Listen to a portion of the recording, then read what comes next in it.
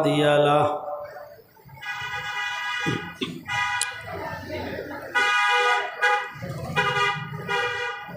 وأشهد أن لا إله إلا الله وحده لا شريك له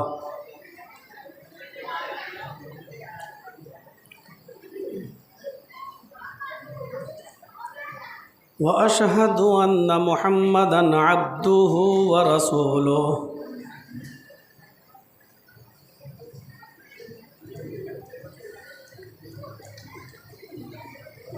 أما بعد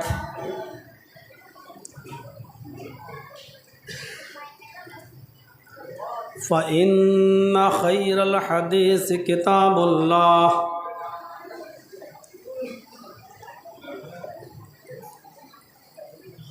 وخير الهدي هدي محمد صلى الله عليه وسلم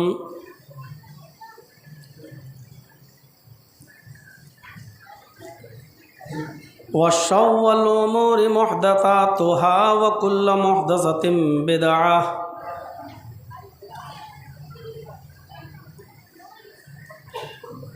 وكل بدعة ضلالة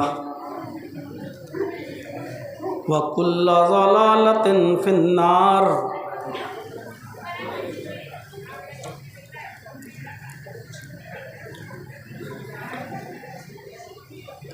أعوذ بالله من الشيطان الرجيم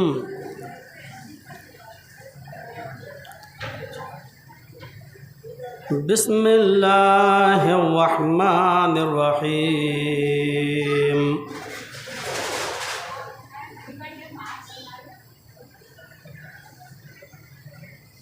ادعوني استجب لكم وقال تعالى وَإِذَا سَأَلَكَ عِبَادِي عَنِّي فَإِنِّي قَرِيبٌ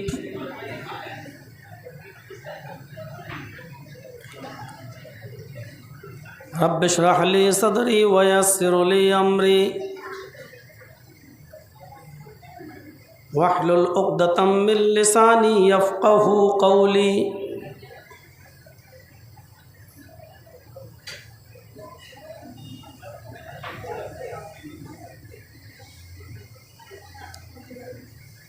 حمد و ثنا، تعریف و توصیف، کبریائی اور بڑائی، بزرگی، تسبیح و تحلیل اللہ سبحانہ و تعالیٰ کے لیے لائق و سزاوار ہے، جو وحدہ لا شریک ہے، جو مالک الملک ہے، جو رب العالمین ہے، جو رب العرش العظیم ہے، جو احکم الحاکمین ہے، اور جو کائنات کی ہر شے پر قادر علی کل شیء قدیر ہے، اور اسی سے ہماری یہ دعا ہے کہ الہ العالمین رہتی دنیا تک اور قیامت کی صبح تک درود و سلام کے بے شمار پھولوں کی بارش فرما، تمام پیغمبروں پر اور بالخصوص رحمت للعالمین جناب محمد رسول اللہ صلی اللہ علیہ وسلم کی ذات گرامی پر اللہم صلی وسلم وبارک علیہ۔ آج رمضان المبارک کے مہینے کی آخری عشرے کی طاق راتوں میں سے آج دوسری رات ہے۔ 21ویں رات گزر چکی ہے. آج ہم 23ویں رات میں داخل ہو چکے ہیں اور 23ویں رات مغرب کی نماز کے بعد شروع ہو چکی ہے اور طلوع فجر تک اس کا وقت رہتا ہے.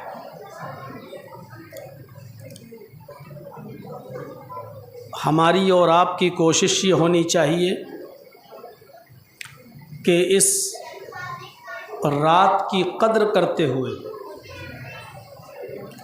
اس کی اہمیت اور فضیلت کو سمجھتے ہوئے ہمیں اس رات کو ضائع نہیں جانے دینا، بیکار نہیں جانے دینا. اگر آپ کسی جگہ سے اٹھ کر دوسری جگہ جا رہے ہیں اور قرآن کریم کو اٹھا کر رکھنا پڑ رہا ہے تو اڑتے بیٹھتے چلتے پھرتے بھی کچھ نہ کچھ پڑھتے رہیے اور اپنی زبان کو ذکر الہی میں رطب رکھیے، جاری رکھیے. بہت بڑی دعائیں اگر آپ کو یاد نہ ہوں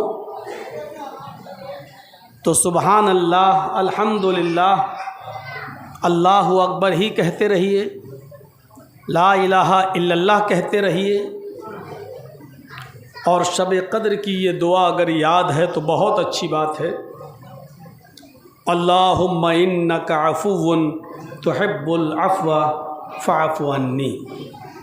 اس دعا کو اپنی زبان پر جاری رکھیے اور اس کا ورد کرتے رہیے.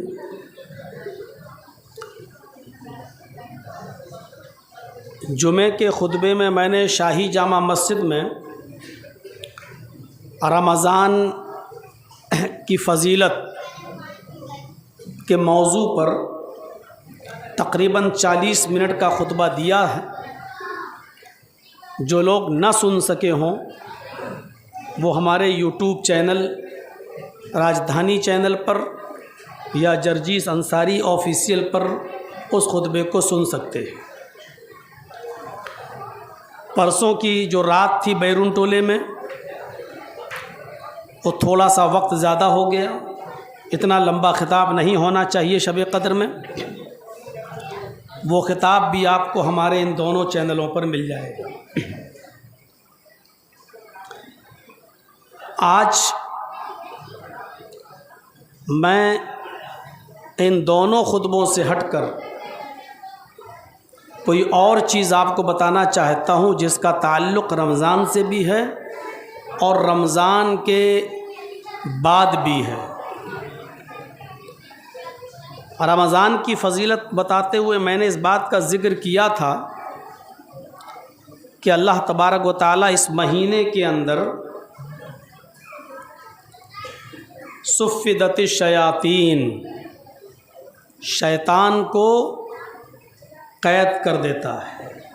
جتنے بھی شیطان ہیں، اذا کان اول لیلۃ من شہر رمضان، رمضان کا چاند ہوتا ہے اور پہلی رات جب ہوتی ہے، یعنی روزہ کل سے شروع ہونا ہے اور آج چاند ہوا ہے رمضان کا، تو چاند ہوتے ہی شیطان قید کر دیے. اور میں نے بتایا تھا کہ تاریخ جو چینج ہوتی ہے وہ مغرب کے بعد چینج ہوتی ہے، عربی.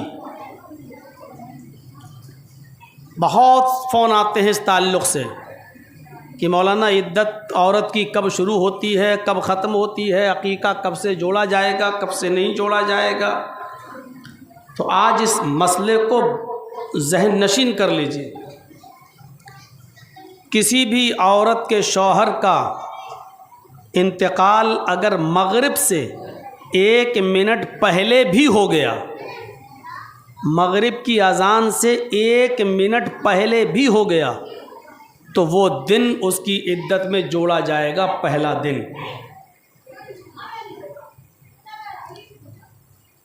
اور اگر مغرب کی اذان کے بعد یا اذان ہو رہی ہے تب ہوتا ہے، کیونکہ اذان سورج غروب ہونے کے بعد ہی ہوتی ہے، اذان شروع ہو گئی اس کا مطلب تاریخ چینج ہو گئی، تو مغرب کی اذان ہوتے وقت یا مغرب کے بعد شوہر کا انتقال ہوتا ہے تو پھر وہ دن عدت میں نہیں جوڑا جائے گا، اس کا اگلا دن عدت میں جوڑا جائے گا۔ مثلاً آج منگل ہے یا بدھ ہے تو مغرب سے پہلے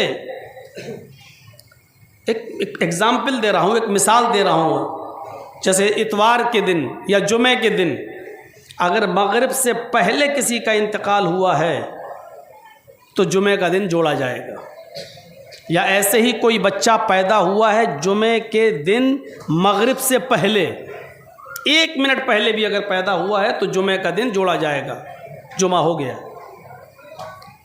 اب عقیقہ کب کرنا ہوگا؟ جمعہ جوڑا جائے گا، سنیچر، اتوار، سوموار، منگل، بدھ، جمعرات۔ اب عقیقہ آپ کا جمعرات کو ہوگا۔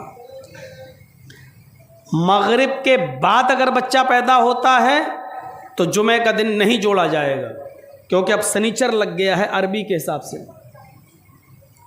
اب وہ سنیچر جوڑا جائے گا، جمعہ نہیں جوڑا جائے گا۔ سنیچر، اتوار، سوموار، منگل، بدھ، جمعرات، جمعہ۔ اب آپ کے بچے کا عقیقہ جمعے کے دن ہوگا۔ اسی پر قیاس کیجئے گا سب، عدت کا بھی وہی معاملہ ہے اور ختم بھی وہی ہوگی۔ مغرب کے بعد 4 مہینے 10 دن جب عورت کی عدت کے ہو جائیں یا کسی شوہر نے اپنی بیوی کو طلاق دے دی تو طلاق کی عدت 3 مہینہ، تو یہ وہیں سے جوڑا جائے گا۔ مغرب سے پہلے اگر طلاق دی ہے تو وہ پہلا دن جوڑا جائے گا، مغرب کے بعد طلاق دی ہے تو پھر وہ دوسرا دن جوڑا جائے گا۔ اب اس طرف ہم نہیں جانا چاہتے کہ پہلی طلاق کے بعد عدت جوڑی جائے گی کہ دوسری کے بعد کہ تیسری کے بعد۔ پہلی طلاق رجعی ہے، عدت وہاں سے نہیں جوڑی جائے گی، دوسری طلاق بھی رجعی ہے، وہاں سے عدت نہیں جوڑی جائے گی، اور جہاں تیسری طلاق دی، تیسری طلاق کے بعد وہیں سے عدت جوڑی جائے گی، اور تیسری طلاق کے بعد ہی عورت کا شوہر کے ذمہ نان، نفقہ، روٹی، خرچے کی کوئی ذمہ داری اب شوہر کی نہیں رہے گی۔ وہ دوسرے مسئلے آ جائیں گے، ہم اس طرف ابھی نہیں جانا چاہتے، وہ تفصیلی بحث ہے۔ اسی طریقے سے کوئی آدمی اگر اعتکاف میں بیٹھتا ہے تو مغرب کی اذان سے 1 منٹ پہلے تک 20واں روزہ ہوتا ہے، اس لیے مغرب کی نماز اعتکاف کرنے والے کو مسجد میں پڑھنا ہے۔ ہمارے ہاں غلطی یہ ہوتی ہے کہ بہت سے لوگ عصر کے بعد مسجد میں گھسا دیتے ہیں اعتکاف کرنے والوں کو کہ اب عصر کے بعد تم نکلنا نہیں، اب تمہارا اعتکاف شروع ہو گیا ہے۔ عصر کے بعد نہیں ہے، عصر کے بعد وہ بات چیت بھی کر سکتا ہے، عصر کے بعد گھر بھی جا سکتا ہے، عصر کے بعد وہ مارکیٹ بھی جا سکتا ہے، سامان بھی خریدنے جا سکتا ہے۔ کوئی اگر مر گیا اور اس کی جنازے کی نماز ہو رہی ہے تو عصر کے بعد وہ جنازے کی نماز میں بھی جا سکتا ہے۔ اس کو مغرب کی نماز مسجد میں پڑھنا ہے، کیونکہ مغرب کی نماز جب ہوئی تو 21 تاریخ یعنی 21واں رات شروع ہو گئی، اور پھر وہ مسجد میں رہے گا اور پوری رات وہ مسجد میں گزارے گا، اور فجر کی نماز پڑھنے کے بعد جو اس نے اپنا حجرہ بنایا ہے، جو اپنا خیمہ ڈالا ہے، جو اس نے پردہ ڈالا ہے، فجر کی نماز پڑھنے کے بعد پھر وہ اس کے اندر جائے گا۔ مغرب سے لے کر فجر کی اذان تک وہ باہر رہے گا، مسجد میں رہے گا، مسجد کے باہر نہیں، مسجد میں عبادت لوگوں کے ساتھ کرے گا، بیٹھے گا، قرآن کی تلاوت کرے گا، لیکن اپنے خیمے میں جہاں اس نے پردہ ڈالا ہے، رہنے کا انتظام کیا ہے، وہ فجر کی نماز کے بعد اس میں جائے گا۔ اسی طریقے سے قربانی بھی جب آپ کریں گے تو 11, 12 اور 13. تو 13 تاریخ کو مغرب کی نماز سے پہلے پہلے، اذان سے پہلے پہلے تک آپ قربانی کر سکتے ہیں. یعنی بہت سے لوگ کہتے ہیں عصر تک، 13 تاریخ کے عصر تک نہیں، عصر کے بعد بھی کر سکتے ہیں. یہاں تک کہ اگر مغرب کی اذان میں 1-2 منٹ باقی رہ گیا ہے اس وقت تک بھی 13 تاریخ ہے، آپ اس وقت بھی قربانی کر سکتے ہیں، آپ کے لیے جائز. اس مسئلے کی وضاحت اتنی کافی ہے، اتنا یاد رکھیے. تو اذا کان اول لیلۃ من شہر رمضان، رمضان کی جب پہلی رات ہوتی ہے، صفدت الشیاطین، شیطانوں کو قید کر دیا جاتا ہے. چاند ہوا کہ شیطانوں کو قید کر دیا گیا. اور شیطانوں کو ہی نہیں، ومردۃ الجن، سرکش شیطانوں کو بھی، سرکش شیطان، سرکش جن، ومردۃ الجن، اور سرکش جنوں کو کے بھی پیروں میں بیڑیاں ڈال دی جاتی ہیں. اب تھوڑی سی بات اگر کہہ دیں تو ابھی بری لگ جائے گی. جب جنات سرکش شیطانوں کے پیروں میں بیڑیاں ڈال دی گئیں، اب رمضان کے مہینے میں جو لڑکیاں نوٹنکی کریں، یہ آنکھ پھاڑیں، تو 10 تھپڑ مارو ان کے، کیونکہ نوٹنکی کر رہی ہیں، وہ ڈرامے کر رہی ہیں اور بے وقوف بنا رہی ہیں. نبی اکرم صلی اللہ علیہ وسلم نے جب کہا کہ وہ مرادۃ الجن، رمضان کا چاند ہوتے ہی اللہ سرکش جنوں کے پیروں میں بھی بیڑیاں ڈال دیتا ہے، ان کو بھی ان کی طاقت کو سلب کر لیتا ہے، چھین لیتا ہے. پھر یہ نوٹنکی کرنا چاہتی ہے. اس کا مطلب یہ ہے کہ یہ شادی کہیں اور کرنا چاہ رہی ہے اور ماں باپ وہاں ہونے نہیں دے رہے ہیں، اس لیے ڈرامے بازی کر رہی ہے. اس کو سماج کے لوگوں کو اور گھر والوں کو بہت غور سے اور اچھی طریقے سے سمجھنے کی ضرورت ہے. اس بات کو ہو سکتا ہے میری تقریر کے بعد میں کہہ رہے مولانا جس پہ بیتتی ہے وہی جانتا ہے. یہ تمہارا سماج کہتا ہے اور تم کہتے ہو. ہم یہاں قرآن و حدیث سنانے آئے ہیں، تمہاری اور تمہارے سماج میں کیا ہو رہا ہے اس کو ہم نہیں. ہم نے بیرن ٹولے کی تقریر میں کہا تھا کہ سماج میں کیا ہو رہا ہے وہ میرے پیروں کے جوتوں کے نیچے، اس کی کوئی حیثیت نہیں. شیطانوں کو جکڑ دیا جاتا ہے اور یہ جکڑنا ہی کا نتیجہ ہے. بتائیے رمضان کے علاوہ دوسرے مہینے میں کیا اتنے نمازی دکھائی دیتے ہیں؟ اور عید کے دن یہ ہمارے زبیر صاحب کہہ رہے تھے مولانا اگر کوئی رات نہیں مل رہی ہے تو عید کی باسی دے دیجیے. ہم نے کہا لوگوں کو اکٹھا نہیں کر پاؤ گے. مولانا ہو جائیں گے. ہم نے کہا 50 آدمی بھی اکٹھا نہیں کر پاؤ گے آپ. ہمیں معلوم ہے نا تجربہ. کیوں؟ کیونکہ عید کا چاند ہوتے ہی شیطان چھوڑ دیے جائیں گے. پھر ڈی جے کے تھاپوں پر آوازیں چلیں گی، گانے چلیں گے، زور زور سے لاؤڈ اسپیکر بجیں گے. یہ شیطان جکڑ دیے گئے، اسی لیے تو یہ سب ہو رہا ہے. کتنے نمازی دکھ رہے ہیں ہر مسجد میں، دیکھ لو آپ. کتنی قرآن کی تلاوتیں جو رمضان میں ہو جاتی ہیں دوسرے مہینوں میں نہیں ہو پاتی ہیں. یہ اسی بات کا نتیجہ ہے کہ شیطان سے اللہ تعالیٰ نے بہکانے اور ورغلانے کی طاقت کو کمزور کر دیا، چھین لیا ہے اس سے. ومردۃ الجن، اور سرکش جنوں کو بھی بیڑیاں ڈال دی جاتی ہیں. اور اس کے بعد رمضان کی ایک فضیلت کیا ہے؟ وغلقت ابواب النار، جہنم کے دروازے بند کر دیے جاتے ہیں. فلم یفتح منہا باب، کوئی دروازہ کھولا نہیں جاتا. جہنم کے سارے دروازے بند. ویسے بھی سارے دروازے بند رہتے ہیں لیکن رمضان میں اور زیادہ شدت ہو جاتی ہے، اس میں اور زیادہ مضبوطی کے ساتھ بند کر دیے جاتے ہیں. اور چوتھی خصوصیت کیا ہے؟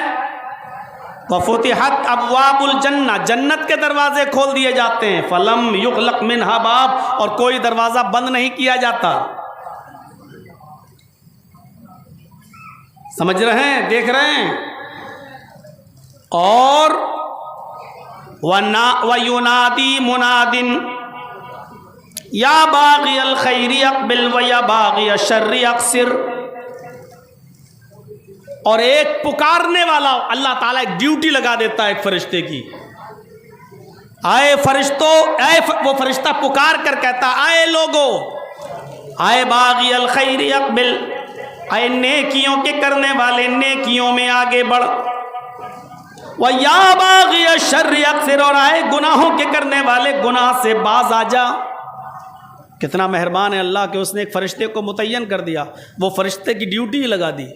روزانہ وہ فرشتہ پورے رمضان پکارے گا، لوگوں سے کہے گا آئے نیکیوں کے کرنے والے نیکیوں میں آگے بڑھ، آئے گناہوں کے کرنے والے گناہ سے باز آ جا۔ وَلِلَّهِ عُتَقَاءُ مِنَ النَّارِ، اور اللہ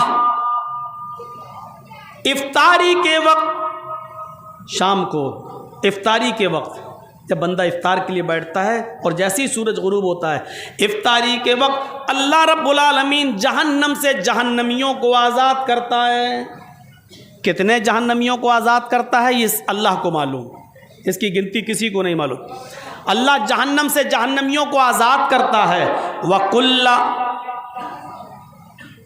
اور ایسا اللہ کے نبی صلی اللہ علیہ وسلم فرماتے ہیں ہر رات وَذَلِكَ كُلَّ اللَّيْلِ، اور ایسا رمضان کی ہر رات کے اندر ہوتا ہے، ایسا اللہ رب العالمین پورے رمضان میں ہر افطاری کے وقت ایسا کرتا ہے، یعنی ہر افطاری کے وقت جہنم سے جہنمیوں کو آزاد کرتا ہے۔ اسی لیے افطاری کے وقت کی دعا بہت زیادہ اللہ تبارک و تعالیٰ قبول کرتا ہے۔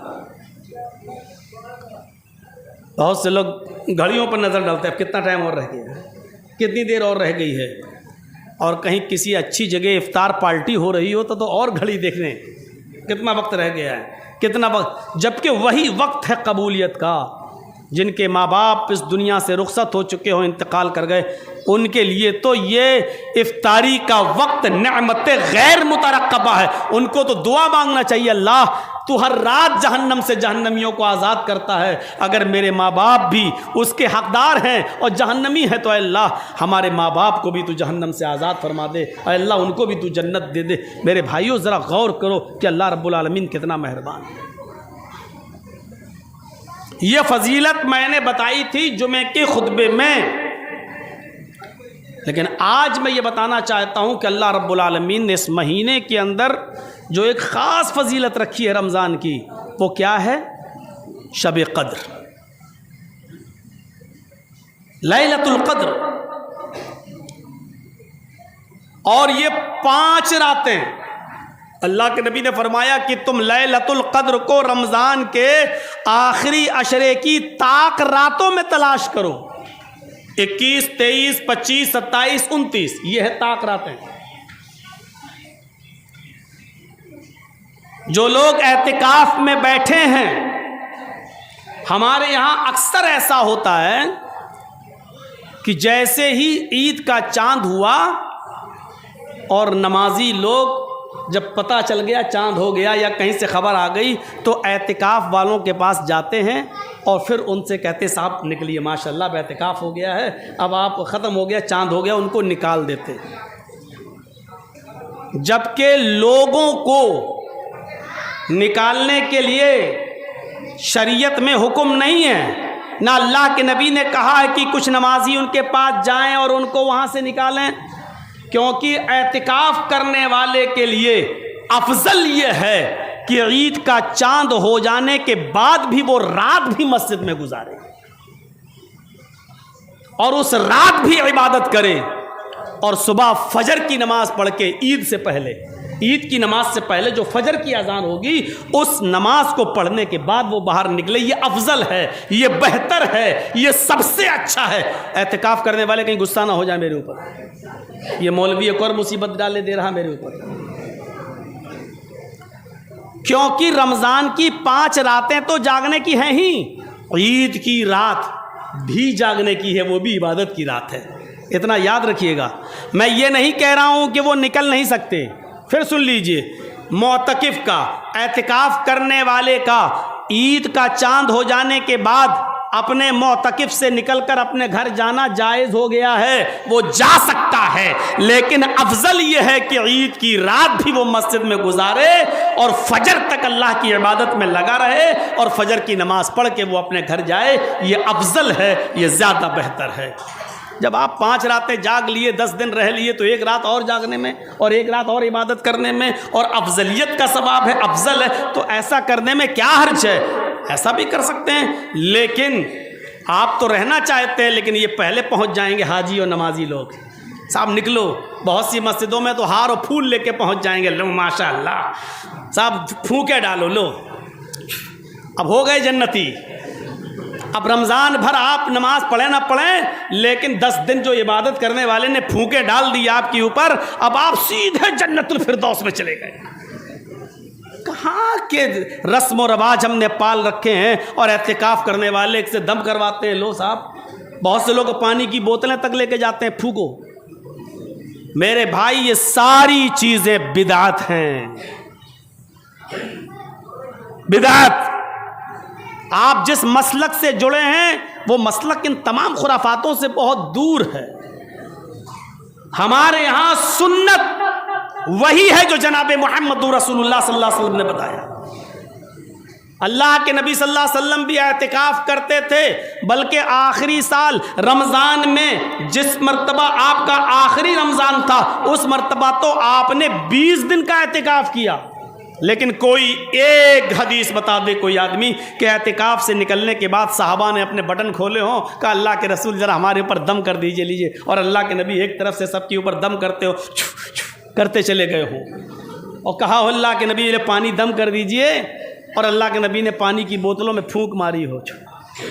جو نبی کھانے اور پینے کی چیزوں میں پھونکنے سے منع کرتا ہو اور یہ کہتے ہو کہ کھانے اور پینے کی چیز پر پھونکنا.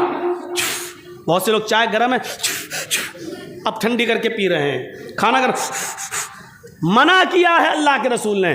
جہاں پھونکنے سے منع کیا ہے وہ نبی آپ سے یہ کہے گا کہ پانی کی بوتلیں لے کے جاؤ اور دم کرواؤ، پتہ نہیں کہاں. ارے یہ خرافاتیں دوسروں کو کرنے دو. اہل حدیثوں، تم تو ان تمام چیزوں سے پاک و صاف ہو، کم سے کم اپنی پاکی اور صفائی کو برقرار رکھیے.